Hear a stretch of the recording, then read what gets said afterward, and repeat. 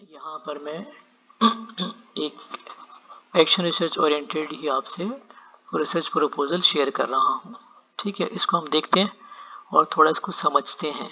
ठीक है, ये और आपने पहले जो एक्शन रिसर्च सिर्फ प्रपोजल बनाए थे, ये इसके अंदर थोड़ी सी एक्सटेंशन मैंने और आगे की हुई है।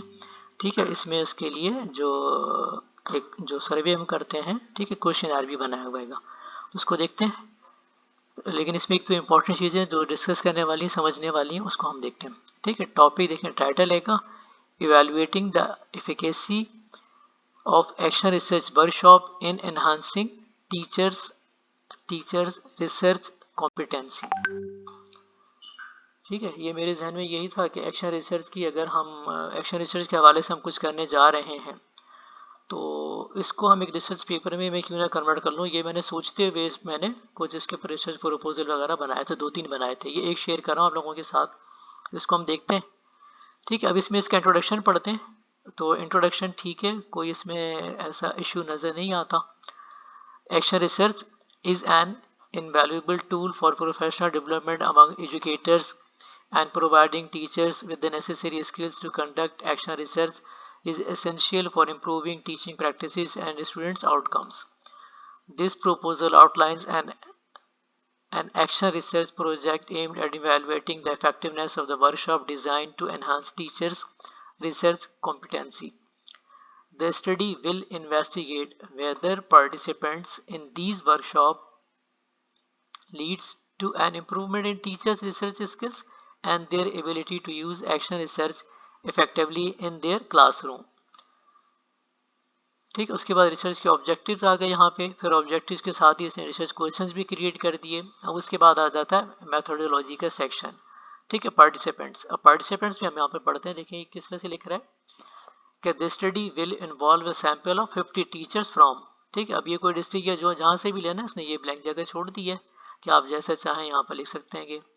ठीक है, participants will be selected through a voluntary participation process and they will be divided into 2 groups, an experimental group, ठीक है, teachers who attend the action research workshop, and a control group, teachers who do not attend the workshop. अब यहाँ आकर के जो मेरा concern है और एक मैं देखता हूँ कि जो कन्फ्यूजन नज़र आती है वो यही होती है कि जब एक्शन रिसर्च लोग कर रहे होते हैं तो एक्शन रिसर्च में भी इस तरह से चीज़ें कर रहे होते हैं। ठीक है, teacher who attend the action research workshop, एक वो टीचर होंगे और एक वो होंगे जो वर्कशॉप अटेंड नहीं करेंगे। ठीक है, अब जो वर्कशॉप करेंगे, आप वर्कशॉप जो ले रहे हैं मतलब उनके साथ आप ट्रीटमेंट कर रहे हैं ना, उनका आप ट्रीटमेंट कर रहे हैं, उनको सिखा रहे हैं, वर्कशॉप में करा रहे हैं, वर्कशॉप करते हैं वो। ठीक है, तो उनके अंदर क्या चेंजेस आएंगी उसको आपने पहले टेस्ट आपने कर लिया, प्री टेस्ट हो गया, पोस्ट टेस्ट हो गया, और उसको आपने जज कर लिया, इवेलुएट कर लिया, उससे आपको अंदाजा हो गया इफेक्टिवनेस का। अब ये यहाँ पर कि वो टीचर जो वर्कशॉप अटेंड नहीं कर रहे हैं उनको क्यों हम शामिल करेंगे।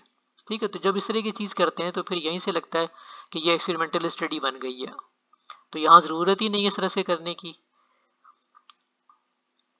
तो एक्सपेरिमेंटल रिसर्च स्टडी जब आप देखते हैं ना, जहाँ पर एक्सपेरिमेंटल ग्रुप और वो यहाँ लफ्ज़ आता है ना एक्सपेरिमेंटल ग्रुप, तो ये एक्शन रिसर्च से ज़्यादा फिर एक्सपेरिमेंटल स्टडी बन जाती है। अच्छा, अब कुछ लोगों का ये ख्याल है कि जो एक्शन रिसर्च है उसमें हर तरह की रिसर्च हो सकती है। ठीक है, लेकिन यहाँ मेरे एक ये सवाल पैदा होता है कि जो टीचर वर्कशॉप अटेंड कर रहे हैं, ठीक है, वो तो रूटीन के अंदर है, कोई डिस्टर्बेंस नहीं हो रही, मतलब वो उनको आप उनके ट्रीटमेंट कर रहे हैं, तो टीचर्स को हो सकता है कि आप अपना टाइम निकालेंगे, इस तरह से मैनेज करेंगे और आएंगे करेंगे।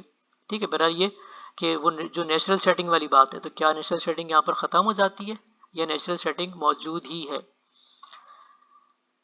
ठीक है, क्योंकि टीचर्स की इन सर्विस ट्रेनिंग होनी चाहिए, ज़रूरत है उनकी, नीड बेस है, तो इसलिए तो होनी चाहिए। नेचुरल सेटिंग मेरे ख्याल से नहीं ख़त्म होती, उसी के अंदर ही हो रही है ये।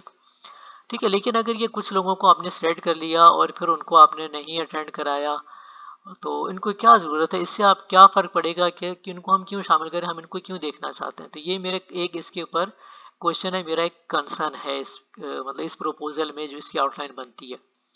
तो अगर हम इसको शामिल ना करें तब भी सही है मेरे ख्याल से।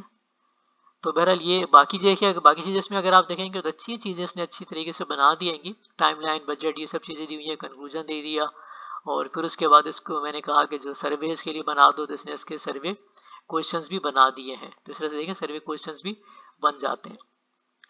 तो इस तरीके से आप इसको और एक्सटेंड भी कर सकते हैं।